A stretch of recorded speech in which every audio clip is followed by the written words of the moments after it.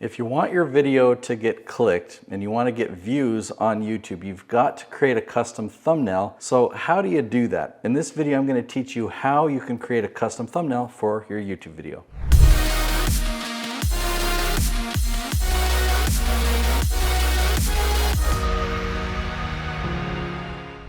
Now, there are a lot of tutorials on how to use Photoshop or how to use Canva, kind of the technical side of how to design it. But what this video is going to be about instead is, what does your thumbnail need in order to actually succeed? How do you get more clicks? How do you know what it should look like to actually get results?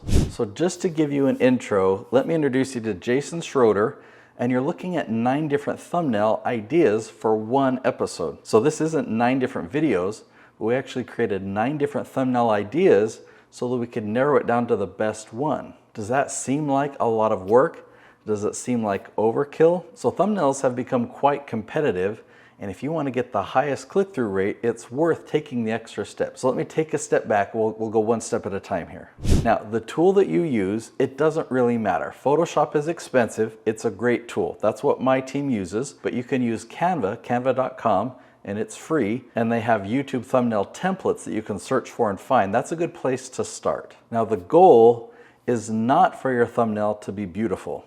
Okay, a lot of people think, okay, I've got a new channel, I've got branding in my company, and I've got to create this theme. I've seen channels that have themes of thumbnails, and so I've got to come up with a beautiful theme that really matches my personality, really matches my brand. Sometimes that looks nice. Well, it does look nice. It looks fantastic, but that shouldn't be your primary goal, maybe not even secondary. What you really want to do is create curiosity. And if you're going to put something in the background on one video to really create curiosity, and it really paints the picture of what this video is about and makes people want to watch it, but you'd never do that on another topic, you really want to focus on one video at a time. And what's the best design to create curiosity and get people to want to watch that video? Sometimes we fall into the trap of starting with, well, this is what thumbnails on this channel look like, so let me start with this, and then I'll tweak a couple things. But that'll actually work to your detriment, because you end up going into a rut of kind of designing the same thing instead of thinking about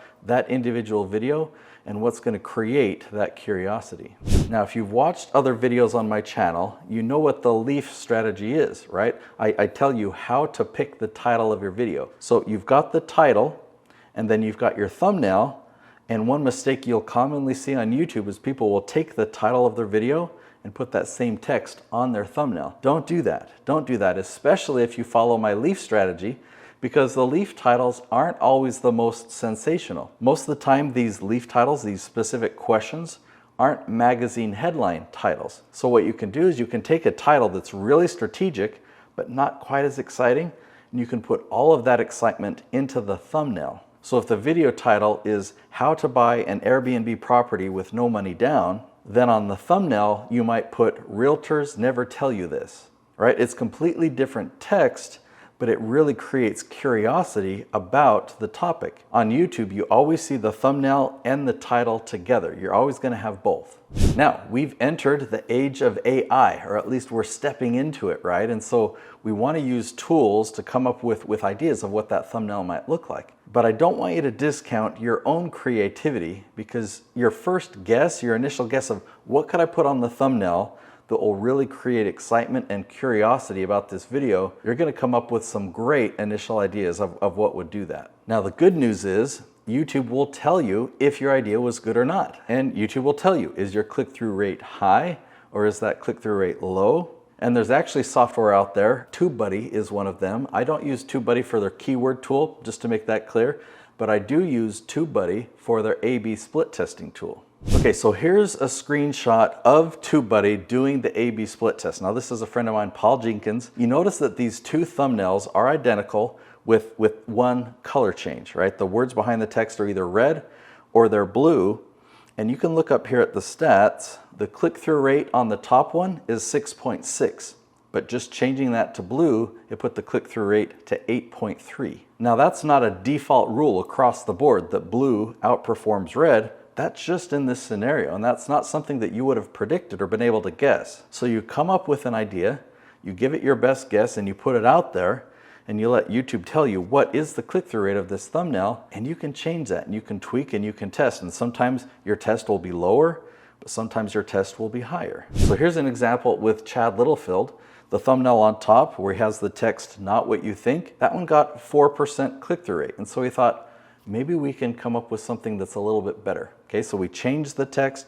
The thumbnail's pretty much the same otherwise, but "you should ask this" makes me think, oh, what should I learn? What should I ask here? What is that? It creates curiosity in me, and it worked. It increased that click-through rate by an additional 2%. Now notice on those previous two examples, we only changed one variable. We either changed the color or we changed the text. That way we learn from it. We know what change we made that caused that improvement. Now this thumbnail here, the original, the top one here, an 8.26% click-through rate, great. I mean, that's a well above average click-through rate for this channel, but my designer had an idea, just wanted to test it out. And so she created that second thumbnail below, and that one actually performed even better, 10.3. We wouldn't have been able to predict it, but her idea was, well, what if I put an embarrassed girl? I mean, this video is about bedwetting, but you can see we changed like 6 variables in this. We changed the color of the text, the position of the text, the background's different. There's a girl in the second one.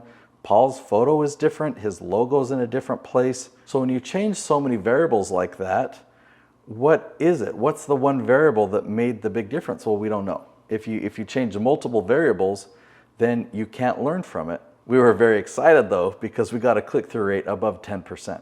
So thumbnails have become increasingly more and more important and more competitive. And it's been hard to really train my team. They're skilled, they're amazing. They're great designers, they have curiosity, but we're producing over 50 different YouTube channels. And so just using that creativity, it's exhausting on the brain. We've had a lot of people trade positions and rotate through that creative role. Well, I learned this from Mr. Beast. Whenever they create a thumbnail for a video, they create a 4x4 grid, so 16 different thumbnail ideas, and he reviews them, and he picks the one that stands out to him, and he's got an eye for that. And we started creating a 3x3 grid, so 9 different thumbnail ideas for every single episode that we create. Not just for the Nate Woodbury channel, but as you see here, the Jason Schroeder channel, and all of our clients we're now doing this for. So my team gets to use their design skill, their creativity skill in coming up with all these different concepts and ideas, and then they also send it to me so that I can put my creativity into it. So I'll look at the title of the video, and then I'll look at the thumbnail, and I'll see, okay, does it match, and does it create that curiosity? Does it create that desire to want to watch? Does it make me interested? So here's another example with Crystal Washington. As you look at these 9 different thumbnail ideas, which one stands out to you? And think about it from the perspective of curiosity, not design or beauty. Like if you look at the thumbnail and say, oh, I love the design of that one the most, be real with yourself. Is that really the one that would make you want to watch the video? Is that the one that creates that curiosity? So go through all 9 of these and ask yourself, which one creates the most curiosity? And what about this one with Jason Hewlett? You know, if you look at A1, and we have to number them this way so that we know which one we're talking about. A1 has the text writing outline tips. Okay, so that creates a little bit of curiosity. I'm like, okay, yeah, I'd like some tips on writing my outline. He's talking about preparing a speech. And then A2 is easier writing. For me, that gets me excited because it's like I'm not just going to get some tips, but the advice, these tips that are going to be shared are going to help me do this easier. So it's going to make my work easier. Now A3, outline is key. So that kind of gives away the answer. Maybe he's telling me, okay, instead of preparing a script for a speech, an outline is easier, an outline is key. So I don't like using text like that on the thumbnail because instead of creating curiosity, it kind of gives me a summary, it gives me the answer. So you can do that with the background, you can do that with the text, and ultimately you want something that gets your attention, that paints a clear picture, but really creates that curiosity. All right, I've got a gift for you because creating thumbnails is just one ingredient, and I've got a 5-ingredient formula, and I packed it all into a book. Now, I'll be up front with you, it took me 2 years to get this book right. I worked on it and worked on it and worked on it. Sweat and a lot of stress, but I finally got it here. If you want to learn how to leverage YouTube to generate leads for your business, this is my gift to you. As long as you cover the printing and the shipping costs, and I did print it in color so that you could actually see these screenshots of things that I took behind the scenes of YouTube. Of all the different channels that I produce, I packed it all into here. You cover the printing and shipping cost, no profit to me. That's my gift to you. Go to natesyoutubebook.com, or you'll find that link below.